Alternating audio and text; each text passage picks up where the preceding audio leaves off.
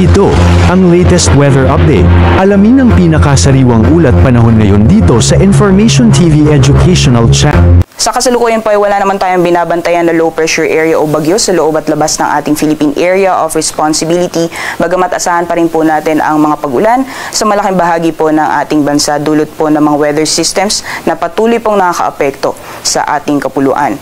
Dito po sa may bahagi ng Visayas at Mindanao, asahan po natin ang mga pag-ulan dulot po na epekto nitong shear line, pati na rin po yung easterlies o yung mainit na hangin na nanggagaling sa karagatang Pasipiko.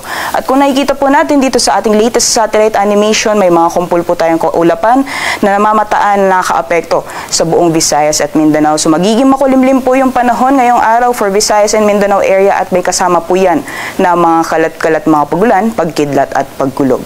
Sa may bahagi naman po ng Luzon, patuloy pa rin ang epekto ng northeast monsoon o hanging amihan at itong amihan naman po ay magdudulot din ng mga light to moderate naman na mga pagulan, mostly dito sa may eastern sections ng Luzon area.